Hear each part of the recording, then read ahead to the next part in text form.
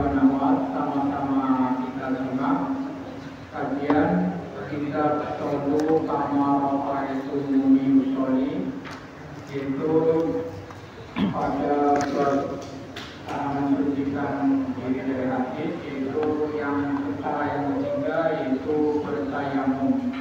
Baiklah para kawan, mari sama-sama kita simak kajiannya yang akan disampaikan oleh Bapak Ustaz Suharyanto.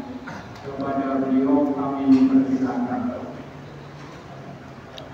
Bismillahirrahmanirrahim. Assalamualaikum warahmatullahi wabarakatuh. Innal hamdalillah nahmaduhu wa nasta'inuhu wa nastaghfiruh wa na'udzu billahi min syururi anfusina wa min sayyiati a'malina. Man yahdillahu fala mudhillalah wa man yudlil fala hadiyalah. Asyhadu an la ilaha illallah wahdahu la syarikalah wa asyhadu anna Muhammadan abduhu wa rasuluh. Amma ba'd. Alhamdulillah, ikhwan akhwat sekalian, mari sama-sama kita panjatkan rasa syukur kita kehadirat Allah Ta'ala, yang mana pada kesempatan malam hari ini, di malam yang penuh berkah, di malam Jumat, kita semua kembali dapat berkumpul di Masjid Nurul Jannah ini dalam rangka thalabul ilmi, yang mana kita semua paham dan kita semua yakin insyaallah bahwasanya berjalan menuntut ilmu itu akan memudahkan kita semua untuk masuk ke dalam surganya Allah. Maka dengan keyakinan ini seharusnya kita semua merasa ringan untuk datang ke majelis ilmu, karena kita semua paham masuk ke surga itu tidaklah mudah. Maka beruntunglah kita semua yang hadir malam hari ini, nanti jalan ke surganya akan dimudahkan oleh Allah Ta'ala, sang pemilik surga. Salawat serta salam semoga senantiasa tercurahkan untuk junjungan kita Nabi Muhammad sallallahu alaihi wasallam, juga untuk keluarganya, sahabatnya, dan juga untuk seluruh umatnya hingga hari kiamat kelak. Ikhwan dan akhwat sekalian, mari kita lanjutkan kembali kajian kita dalam kitab Sallu Kama Ra'aitumuni Usolli. Salatlah kamu sekalian sebagaimana kamu melihat aku salat. Yang pada malam hari ini kita sampai kepada tata cara yang ketiga untuk bersuci, yakni tayamum. Tata cara pertama wudu, kedua dengan mandi, yang ketiga dengan tayamum. Dan pensyariatan tayamum adalah salah satu bukti bahwa agama Islam itu mudah, tidak sulit. Kenapa? Karena syariat tayamum itu pasti terkadang semua orang akan mengalaminya, di mana di kondisi tertentu air tidak didapatkan.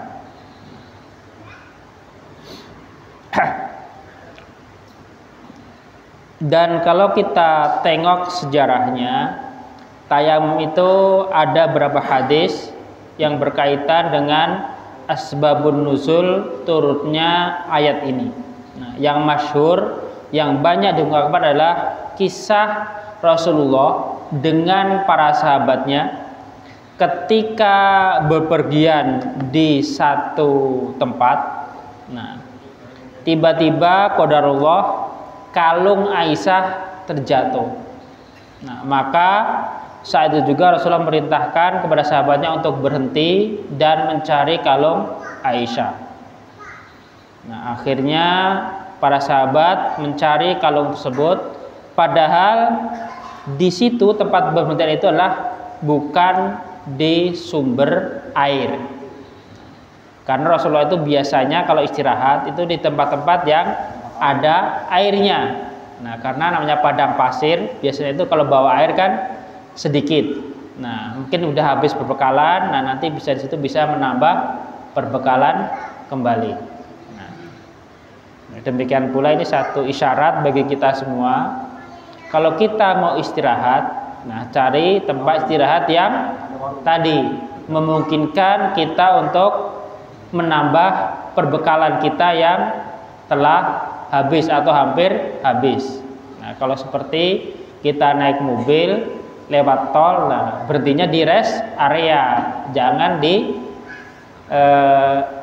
tepi jalan. Nah, itu kadang menyusahkan diri kita sendiri gitu kan. Kalau di rest area habis bensin bisa nambah bensin, habis makanan bisa beli makanan, mau sholat juga biasanya ada masjidnya, seperti itu. Nah, itu kisah yang pertama. Sedangkan kisah yang lain mengatakan itu ada seorang sahabat yang terbiasa menyiapkan unta Rasulullah ketika beliau akan bepergian. Qadarullah di waktu itu ketika beliau ingin menyiapkan unta Rasulullah, beliau dalam keadaan junub. Nah, maka dan kondisi hari itu, malam itu kondisinya sangat dingin, dan sahabat yang junub tadi khawatir kalau saya mandi saat itu juga dikhawatirkan dia akan jatuh sakit atau malah bisa dikhawatirkan akan meninggal karena kedinginan. Maka dia berinisiatif memanggil sahabatnya orang Ansor untuk mempersiapkan unta Rasulullah, sedangkan dia sendiri mencari kayu bakar atau mencari batu, kemudian dipanaskan untuk memanaskan air yang akan digunakan untuk mandi. Nah, seperti itu. Maka ketika keesokan harinya Rasulullah memulai perjalanannya dan memanggil sahabat tadi, kemudian ditanyakan kepadanya, "Wahai sahabatku, mengapa pelana untamu yang biasa engkau siapkan berbeda dari biasanya?" Nah, mungkin ini satu adab juga bagi kita semua. Kalau ingin menegur seseorang, nah itu dengan cara yang halus. Kalau kita kan tahu dia nggak datang, nggak amanah, langsung dimarahin. Nah, tapi Rasulullah tidak. Rasulullah bertanya, kenapa pelana unta ini nggak seperti biasanya? Itu sebagai bahasa halus kalau dia tidak mengerjakan apa yang Rasul perintahkan. Nah, kemudian sahabat ini menjawab, "Mohon maaf," atau bahasa kita, "Ya Rasulullah, saya tidak bisa menyiapkan pelana untamu karena saya harus menghangatkan air untuk mandi janabah." Nah, kemudian turun ayat tayamum ini.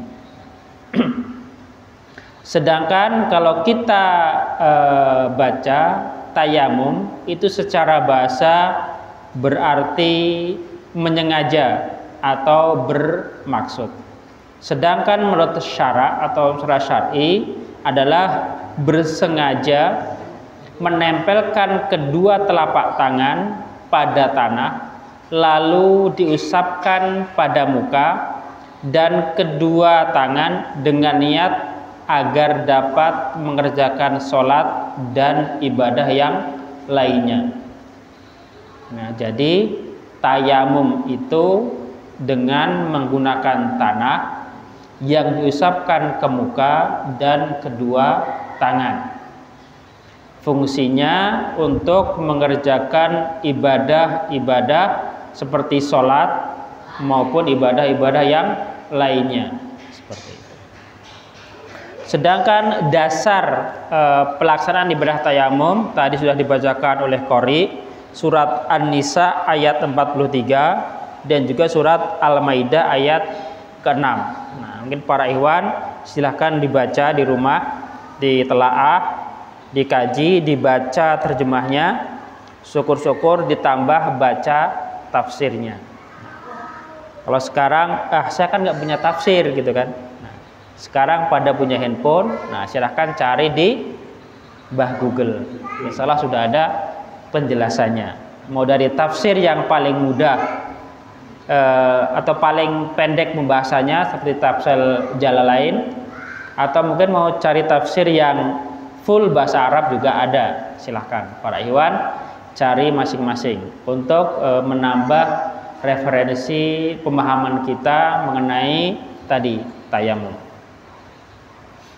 Sedangkan berdasarkan hadis Rasulullah Shallallahu Alaihi Wasallam bersabda, "U'titu khamsan lam yu'tahunna ahadun qabli." Nah, aku Rasulullah diberi 5 perkara yang belum pernah diberikan kepada seseorang pun sebelumku. Nah, jadi Rasulullah punya 5 keistimewaan yang mana kelima hal tersebut belum pernah diberikan atau disyariatkan kepada umat-umat sebelum Nabi Muhammad. Yang pertama, nusirtu birra'bi masirata syahrin. Nah, yang pertama diberikan kepadaku atau aku ditolong oleh rasa takut dari pihak musuh sepanjang perjalanan 1 bulan. Artinya Rasulullah itu tidak pernah gentar menghadapi musuhnya. Sebanyak apapun Rasulullah akan merasa tenang, tidak begitu khawatir dengan jumlah, karena yakin pertolongan Allah akan datang kepadanya. Yang kedua, baju'ilat liyal ardu masjidan wa tahuran fa ayyuma rajulin min ummati adrakathus sholatu falyusolli. Nah, yang kedua, bumi dijadikan bagiku sebagai masjid dan alat bersuci. Nah, jadi umat Muhammad itu dimanapun berada bisa melaksanakan sholat, kecuali di kuburan dan di WC. Nah, selain itu boleh. Dan bumi itu juga sebagai alat bersuci. Nah, tadi seperti tanah untuk bertayamum. Maka siapapun dari umatku yang menjumpai waktu sholat, hendaklah dia sholat. Nah, jadi tidak ada alasan tidak sholat karena tidak mendapatkan air. Tidak ada alasan tidak sholat karena jauh dari masjid. Nah, dimanapun bisa. Mau di halaman boleh, di atas gedung paling tinggi juga gak masalah. Seperti itu. Kemudian keistimewaan selanjutnya yang ketiga, wa uhillat liyal maghanim wa lam yahilli li ahadin qabli. Nah, yang ketiga yaitu dihalalkan ghanimah, yaitu harta rampasan perang. Sedangkan ghanimah itu tidak dihalalkan kepada umat sebelum Nabi Muhammad. Bahkan dikisahkan orang-orang Bani Israel itu ketika mereka mendapatkan ghanimah itu harus dibakar, tidak boleh dimanfaatkan. Kalau Rasulullah ghanimah itu bisa dimanfaatkan. Itu satu keistimewaan lagi yang Allah berikan kepada Nabi Muhammad dan umatnya.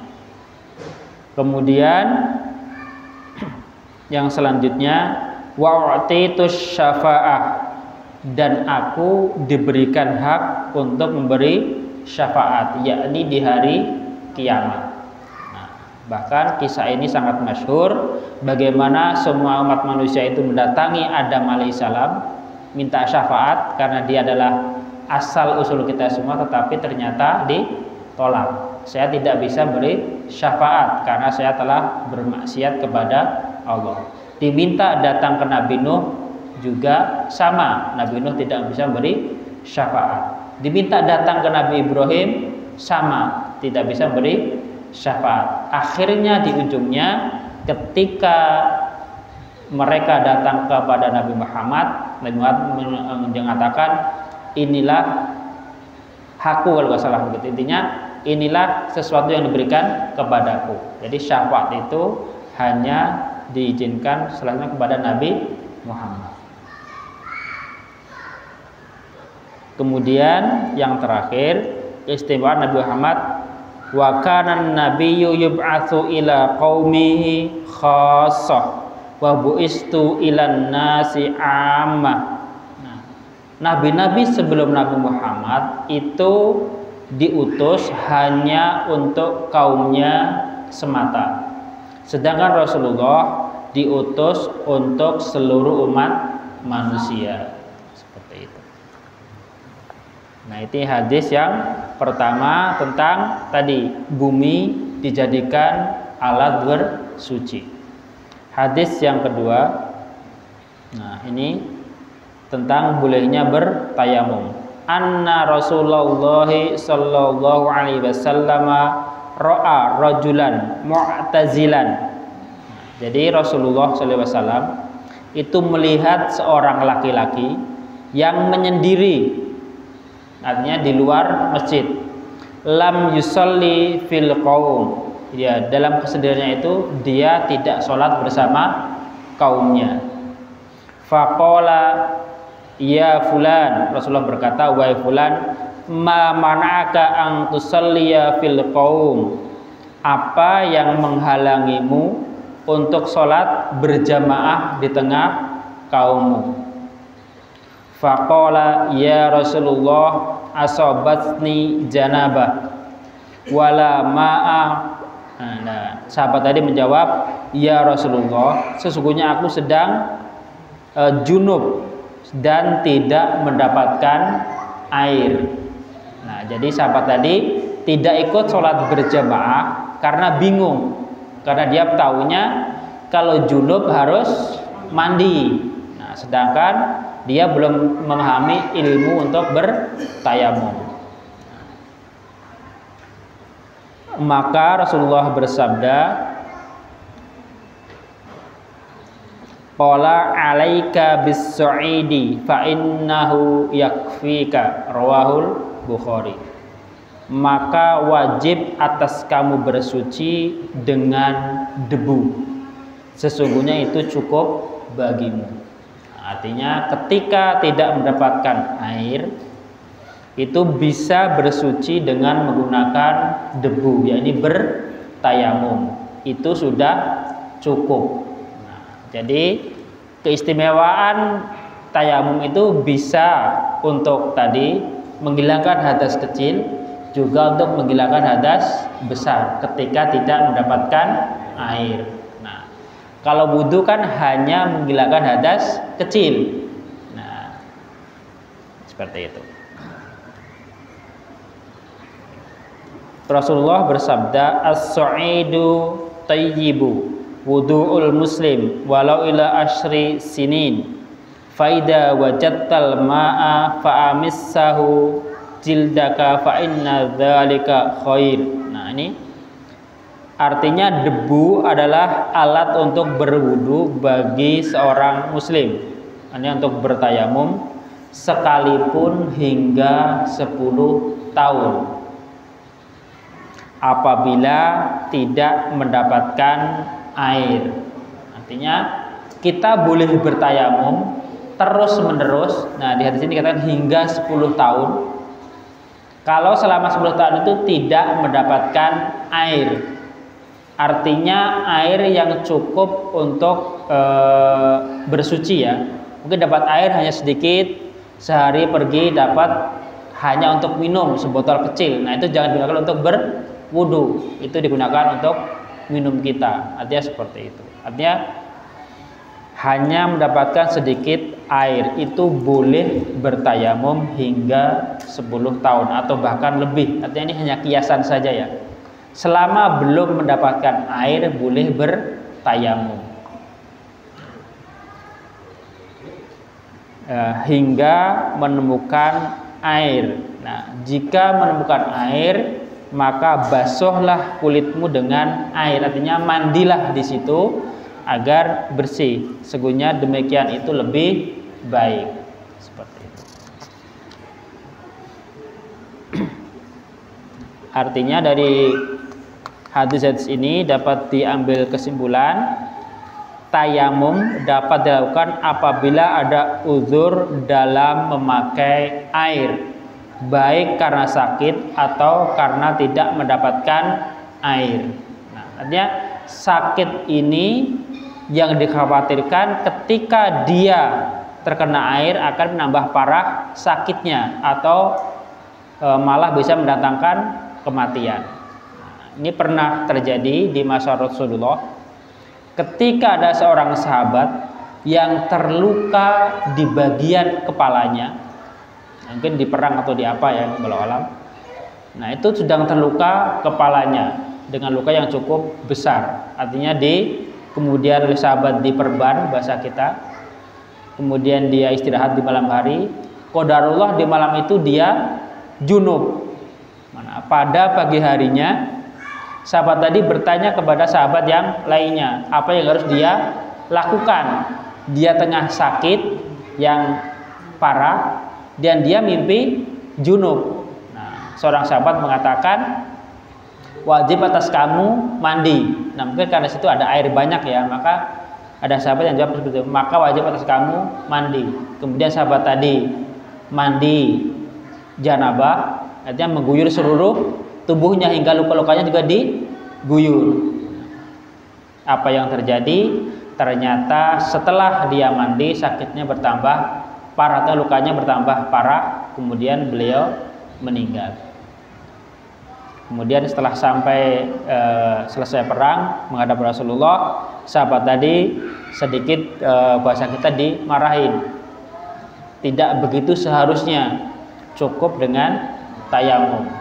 Ataupun kalau mandi itu yang bagian luka tadi, kalau luka tadi kan luka sayatan pedang atau yang lainnya, itu cukup diusap bagian atasnya, tidak perlu diguyur. Bagian yang lain yang tidak luka, nah itu kan kalau diguyur gak masalah biasanya gitu. Yang cukup bagian lukanya saja diusap sedikit sebagai syarat, seperti itu. Lalu bagaimana cara tayamum yang benar? Nah, ini dari seorang sahabat, Ammar bin Yasir. Insya Allah kita semua paham siapa Ammar ya. Seorang pemuda yang masuk Islam di awal-awal Islam. Artinya ini sahabat muhajirin dari golongan budak yang masuk Islam satu keluarga dengan orang tua dan adiknya, yang mana ketika diketahui keislamannya keluarga itu oleh tuannya, nah Ammar dan keluarganya kemudian disiksa oleh majikannya dan orang-orang kafir Quraisy, hingga akhirnya kedua orang tuanya dan adiknya syahid. Artinya syahid pertama umatnya Nabi Muhammad adalah orang tua Ammar. Dan Ammar sendiri ketika mengetahui orang tuanya disiksa hingga meninggal, kemudian diminta untuk menyatakan kekafirannya, nah itu Ammar sempat mengucapkan sesuatu yang kalau diucapkan dengan sengaja itu menjadi satu kekafiran. Tapi itu diucapkan hanya karena rasa takut kepada kafir Quraisy. Nah, seperti itu. Jadi seorang pemuda yang sangat gigih memperjuangkan akidahnya hingga sampai-sampai keluarganya menemui syahid. Ini yang patut kita tiru. Jadi kita pegang teguh Islam ini hingga ajal menjemput kita semua.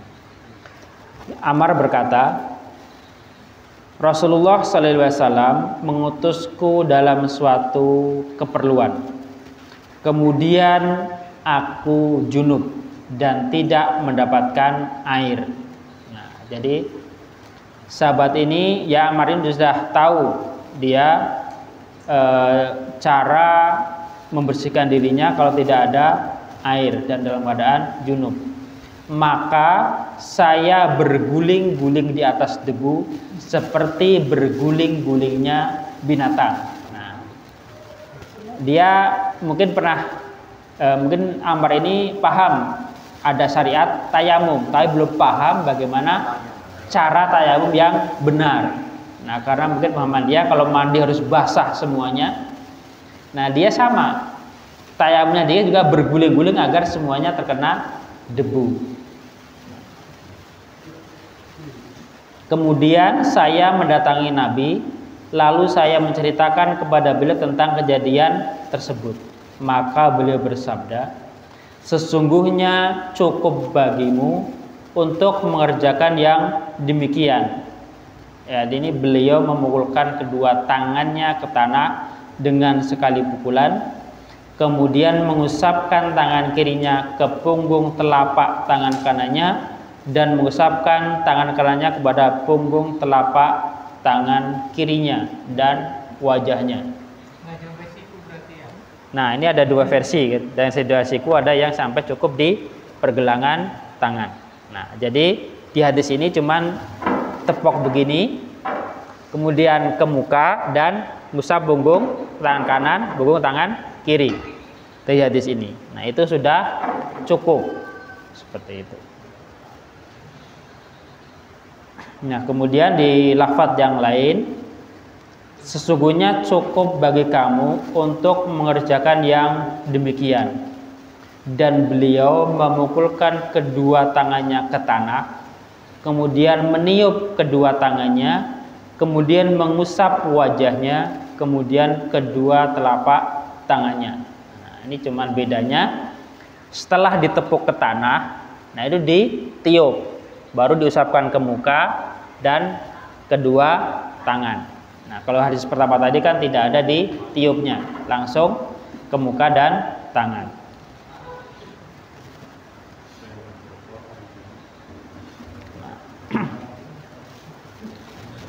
Kemudian hadis yang ketiga, nah ini juga satu adab juga dari Rasulullah.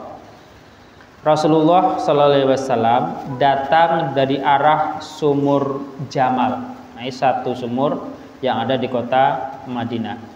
Lalu ada seorang laki-laki menjumpai beliau dengan mengucapkan salam. Nah, artinya Rasulullah keluar dari sumur dan ada seorang sahabat datang lalu mengucapkan salam.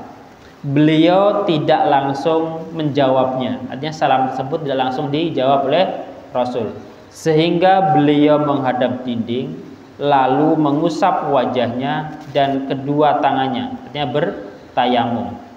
Kemudian beliau menjawab salamnya.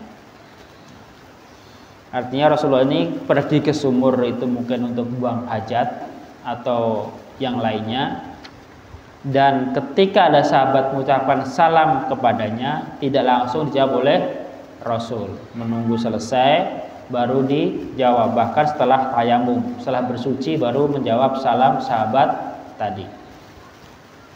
Kesimpulannya dari kitab ini, cara bertayamum ialah dengan memukulkan kedua telapak tangan pada tanah atau sesuatu yang di atas bumi. Nah, karena so'idan itu bisa diartikan dengan debu. Nah, sesuatu yang berdebu, nah itu bisa kita pakai untuk bertayamum.